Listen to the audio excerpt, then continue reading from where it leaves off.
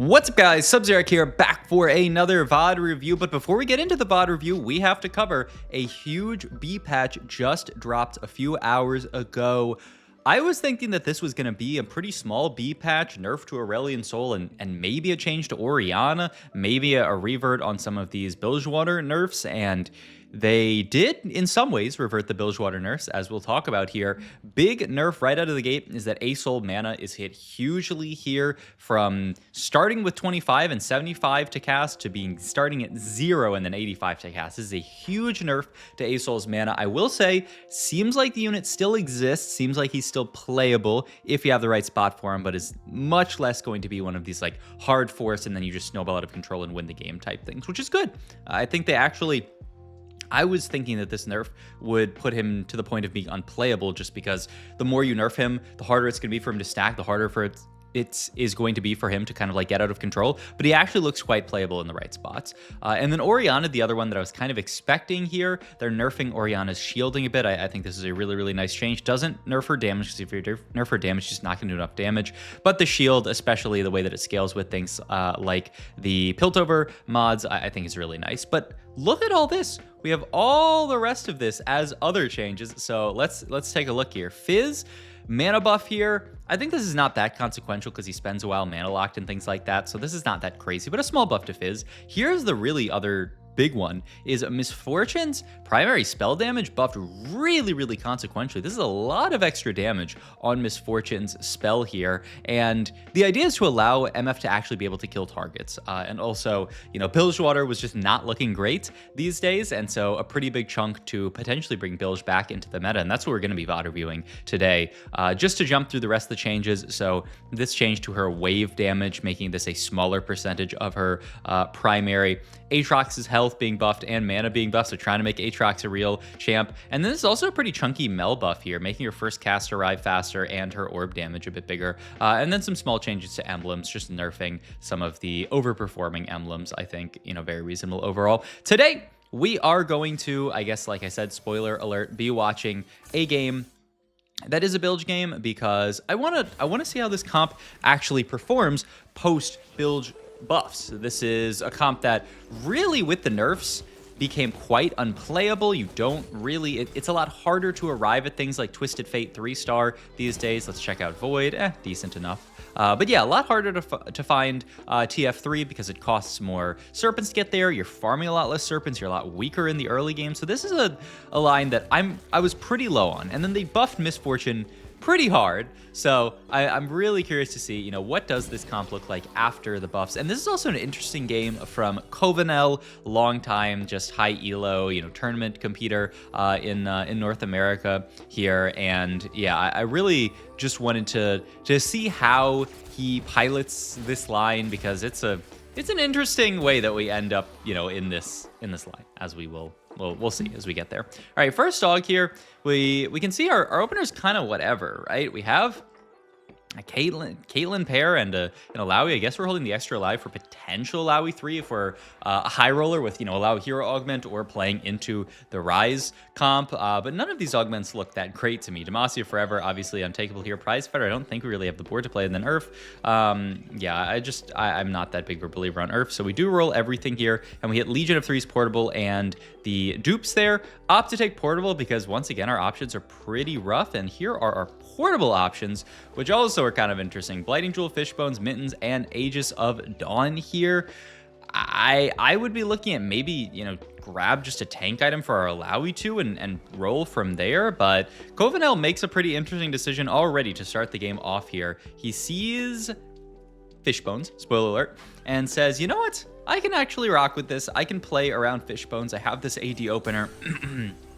Pick up the Caitlyn 2, and I can just slam Fishbones here, crack the anvil here, and thinks a while on this, but opts to grab a glove here and then makes Last Whisper Declaw here with his 2 slams here. And the other thing that this slam is going to do is it is going to unlock Orianna. Now, Orianna, nerfed with the B patch, but still a very, very dominant force in the early game. This unit, if you the B patch is not enough to make it so that you don't want to play around this Ori unit. If you see an opportunity to unlock Orianna, you certainly should be unlocking her, just because, man, I mean, this unit's a beast. This unit is an absolute monster in the early game. You can play her reroll. You can play her into like fast 8 Seraphine Lissandra stuff, which maybe I'll do a VOD of that tomorrow. It's basically the same as the Orianna reroll comp, but you're playing her much more fast.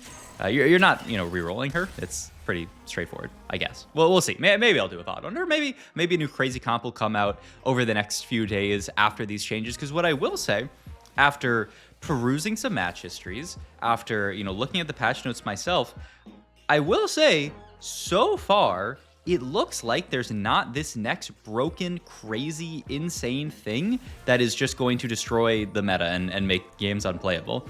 ASOL came out really, really quickly, and then we had Orianna reroll on top of that I think really, really overperformed. And so far into this patch, and who's to say, we are a few hours in, so maybe I'll wake up tomorrow, I will go to my 9 to 5, and then I'll come back from work, and a new broken comp will have popped up. But so far, it looks like the meta is actually really balanced. You can play a majority of the 4-cost lines. I'm trying to think about what the kind of like unplayable 4-cost lines are at this point, and I'm kind of drawing a blank here. I feel like almost, I guess I can pull up Team Planner here because I am in this replay here. Like, obviously, on best you can play around Diana, kind of on a way to get there. So the ASOL you can play around Fizz. We'll see Fizz MF potentially type stuff here. Kai'Sa certainly playable. Liz certainly playable. Lux, Nidalee, Seraphine. They're looking all playable. Veigar, Warwick, Yunara.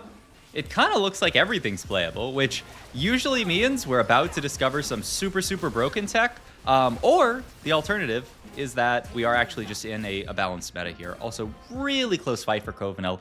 Ends up dropping his streak here, which really feels bad. The interesting thing about this spot here is that we have not actually fielded builds yet. We're now going to field a Twisted Fate here to potentially look to unlock Bilge, but Kovanel knows there's no diff between unlocking Bilge this round and next round, so we might as well just slam our items onto our best item carry here, onto our Kiana here, and unlock Bilge next round, because there's no diff, right? You can't farm Bilge stacks on minion rounds, so if we get it here, or if we just unlock it on 3-1, no diff. But I wanted to VOD review this game because it's not like I saw that, Kovanel did well with Bilge this game, and I thought, oh, maybe he got a super, super high roll spot for it. And you look at this game, this looks like a horrible Bilgewater spot, in my opinion. We don't have Bilgewater in. We are getting it in here on 3-1. We're going to start sacking Serpents then. We didn't full streak. We don't have any kind of like crazy econ augment. How can this even be a Bilge game? To me, the spot looks just absolutely horrible here. We are going to fit Bilge, though. Buy the first ones free. We do get tier, by the way, which is a little crusty here. Not sure exactly what we're going to do with that, but I do imagine, yeah, he's trying to figure out who he wants to item carry here, and he is just going to end up playing the Raven on this board here as the person who's going to hold on to this fish bones, maybe farm us a little bit of gold here. I mean, he's actually doing quite good work with this setup, which is also just a funny setup as well. The Fishbones LW Gunblade is just not a combination I have slammed in my my many years of being alive, I guess. All these augments look pretty bad as well. Earth the Axiom, maybe our best pick here. I mean, I think these two are quite untakeable in this spot.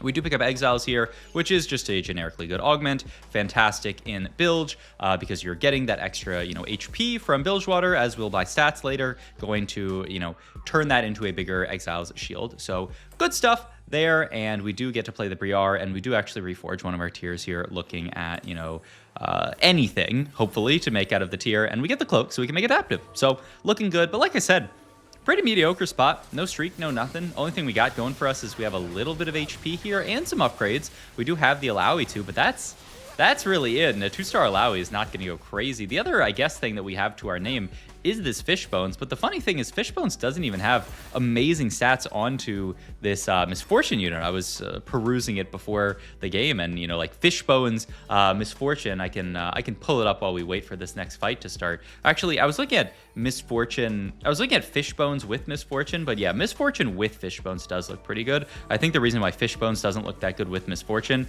is because it looks really, really good on stuff like Callista, Lucian, and Kindred. But Miss Fortune's that of Fishbones does look pretty good. So you at least have that going for you. If you can't make it to the Fast 9 stuff, MF is a very nice option. So that's at least something. But once again, not an amazing build spot. I will say, if there's anything that does make this game playable, it is this carousel. We do see a Miss Fortune on carousel. These days, MF, not the first pickable, crazy, grab this unit instantly off carousel type unit. So I think this is actually a nice spot to kind of showcase, oh, okay, we actually do get an MF kind of for free here, which is really helpful. Also, can I? No, I can't. Oh, I can't look into the build shops, sadly. Well, kind of unfortunate, but that's okay. We'll just see it whenever Kovanel opts to go for it. But yeah, we do pick up the MF here, which is a big pickup here, especially because we toggle our shop here. We see we do have Nautilus in that shop. This is going to mean that a Fizz is going to come next round here because we are level 7 playing 5 Bilge. And so we're going to get Fizz and we can buy Nautilus in the shop here and have 7 Bilge on 3/6. So all of a sudden, the game starts to come together a bit. We have the MF, we have the Fizz here. Still not, I would say, an amazing build spot because we're 34 Silver Serpents here and we haven't bought any kind of, items or even, anything. This was, I think, our first Bilge purchase, right? Was that Nautilus? So yeah, not much, but we do see the Pylo Citrus when we make a Bilge purchase there. Pylo Citrus still a very, very nice Bilge option, and we're also kind of maxed out on these MF items for now, so we can certainly look at buying some Bilge items here, and here is where I start to become a little bit of a believer. 7,000 damage from this Gunblade Miss Fortune. We're against a very tanky board here, so you can maybe say, okay, maybe it's the fact that we just fought a really tanky board. That's why we did so much damage, but that is a pretty respectable amount of damage from the Miss Fortune. We are also, going to toggle down there to 5 Bilge. Yeah, so it looks like Kovanel still really respects getting the Captain's Brew. That must be what we're looking for here. Really still likes that as an option here. Nautilus gets picked up. We are going to use our Bilge dupe there to actually buy Nautilus too, just to spike our board. Tempo so important on Bilge, and I mean, it looks good, right? The board is actually not bad now. We get to make Crown Guard here with our items, and we can slam the Adaptive as well to have an okay-ish board, I would say. Nothing, crazy, but MF buffed, Fizz buffed up a little bit, and hey, maybe this board can actually rock for a round or two. We are about to go into Last Augment here, so let's pause again, check this out. I would say in this spot, we're really looking for gold, right? We are broke as a joke here. We can barely push 8 here, and we need to spike really hard. So we either need gold or something that is going to spike us really, really hard right now. Crown's Will, Arcane Victory, very bad here. And then Max Build, I feel like exactly what you need. If we find one Miss Fortune, then boom, we have Miss Fortune 2 and our life looks really good. Exclusive, maybe. But yeah, it's really the Max Build here I think is really nice because this allows you to play this really hard tempo. Level up here, roll it down here, even holding onto Yunara, which is kind of an interesting hold, and Garen. Yeah, I don't know why we're holding some of these other 4 costs here, just to keep the option open, I guess. But yeah, I mean, we sell off the Garen, gonna buy another Nautilus here. I think I'm not on 2x speed. We do find a Nautilus 2 here, and we do find, yeah, we're on 1x speed here. There we go. We do find a Kindred as well, who's a nice +1 on this board. We do now end up buying that the Citrus here, and we are going to fit the Kindred onto the board here by selling off the Swain. Actually, had to make the call. Do you want to play Swain or do you want to play Kindred? And we opted to play Kindred. I think this makes sense. The only downside is this means we still have no Juggin for our main tank here, but Kindred's a great unit, can hold the Adaptive really nicely. I guess Swain can too. It's actually a pretty tough call there. The more I think about it, the more I might have wanted to play Swain just because of the fact that we're on our way to Nautilus 3 here. But still, we need to roll down here. We need to find something. We are, once again, not far from Nautilus 3, but not so close that you can feel good about it. We pick up Braum here as a potential in here. Toggle down to 5 again, and we do pick up that Captain's Brew, and then look at this, a toggle down to 3 here to try to find Nautilus and dupes here. Because we have acknowledged that our spot at this point is to play for Nautilus 3. We're not going to play for any of these kind of carries, these other, Twisted Fate 3s and stuff like that. We are going to use MF primary, Nautilus 3 as our main tank here, some kind of secondary carry. Right now it's the Kindred, and, maybe we can live with that. And that's going to be our game plan here, which this is something that people did a lot early on in like PBE and, past, like I said, like early on in the set before, Graves and Twisted Fate reroll and stuff like that was discovered. It's something that people did where they would just go for Nautilus 3 and then push, levels with this comp. So makes a lot of sense that we go for it here. We do pick up the Ornn here, and so we are going to opt to play this Ornn on the board, which to me, it's very, very scary, but we are going to go for it. We do get to pick up a Morello here, which is nice. Once again, we toggle down here to try to look for those dupes, try to find those knots, because we know just at this point, we need strength, right? We cannot greed for another bilge item. We just kind of have to take our citrus and go here, because we need to be strong yesterday. We are taking a lot of losses here. The one thing that I will say about this patch that is a big shift from last patch is it used to be on last patch, if you lose any HP stage 4, your life is over, because there's an ASOL player on his way that's going to kill you. Now, not as much. There's going to be less ASOL, and they're going to be less, going to kill you. Did we just fight an ASOL, though? Was that Dino?